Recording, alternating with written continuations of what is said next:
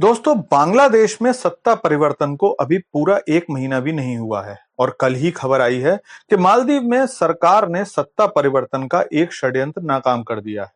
अब हालांकि भारत के मालदीव से रिलेशन बहुत अच्छे नहीं है, लेकिन मालदीव क्योंकि भारतीय समुद्री सीमा के नजदीक ही है, तो भारत पर इसका असर पड़ना बहुत स्वाभाविक है। तो चलिए जानते हैं कि कल मालदीव में ऐसा क्या हुआ जिसके बाद राष्ट्रपति मुइज़ू सदमे में पहुंच गए हैं। लेकिन आपसे रिक्वेस्ट है कि चैनल को सब्सक्राइब कर लीजिए, क्योंकि यहाँ आपको डिफेंस, फाइनेंस और फॉरेन पॉलिसी पर वीडियोस रोज मिलते हैं। तो दोस्तों, 5 अगस्त जब से बांग्लादेश में शेख हसीना का तख्ता पलट हुआ है, हम लोग बांग्लादेश की खबरों में व्यस्त हैं। इसी दौरान शायद आपको जानकारी ना हो तो मैं बता देता हूं कि इंडोनेशिया में भी राष्ट्रपति को अयोग्य साबित करके बदल दिया गया।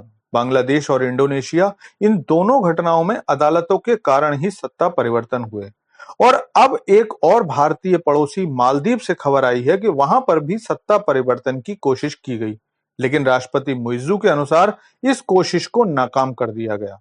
दरअसल मालदीव पुलिस सेवा ने उस आरोप की जांच करना शुरू कर दिया है जिसमें कहा गया है कि अचानक से मालदीव की सरकारी बैंक ऑफ मालदीव ने मालदीवियन रुपया खातों से संबंधित क्रेडिट कार्ड और डेबिट कार्ड पर विदेशी भत्ते का निलंबन कर दिया था।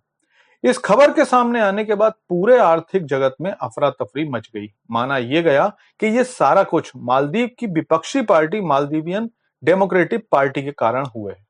चलिए इस सारी बात को मैं आपको आसान भाषा में समझाता हूं। दरअसल मालदीव की अर्थव्यवस्था टूरिज्म पर आधारित है। ऐसे में जो भी तुर्की, चीन, यूरोप या कुछ भारत के लोग वहां जाते हैं, बैंक ऑफ मालदीव ने उन लोगों और मालदीव के बाहर रह रहे लोगों के मालदीवियन करेंसी के अलावा किसी भी अन्य मुद्रा में लेन देन को रोक लगा दी। इसे आप ऐसे समझ लीजिए कि अगर पहले बैंक ऑफ मालदीव ने किसी को बिना किसी लिमिट के विदेश में खरीदारी करने की छूट दे रखी थी, तो अब उसकी एक लिमिट तय कर दी, जिससे ग्राहक एक लिमिट में ही डॉलर खर्च पर कर पाए और मालदीव का विदेशी मुद्रा भंडार, जो पहले ही बहुत नीचे पहुंच गया है, वो और कम ना हो।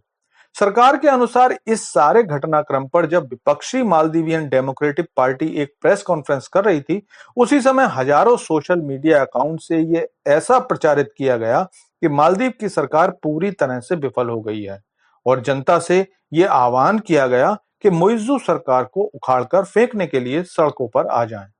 अब दरअसल पिछले कुछ समय से मालदीव की मुइज़्ज़ू सरकार समझने लगी है कि उसकी गलत नीतियों के कारण जनता मुइज़्ज़ू को पसंद नहीं कर रही है। इसीलिए एक सहानुभूति लहर के लिए मुइज़्ज़ू सरकार ने ऐसे आरोप लगाए हैं। एक्सपर्ट्स का मानना है कि बैंक ऑफ मालदीव ने यह निर्णय शनिवार को लिया था और संडे को इस बारे में घोषणा की थी। तो सरकार पर बैंक से बात करने का पूरा समय था और अगर सरकार चाहती तो इस फैसले को रोक भी सकती थी। लेकिन क्योंकि मुइज़्ज़ू सरकार को अपने समर्थकों में ये दिखाना था कि विपक्ष मालदीव में भी बांग्लादेश जैसी अराजकता फैलाकर तख्ता पलट करना चाहता है, तो इसलिए मुइज़्ज़ू सरकार ने ये सब किया। लेकिन इस मुद्दे पर आपका क्या सोचना है, कमेंट करके बताइए। Thanks for watching video.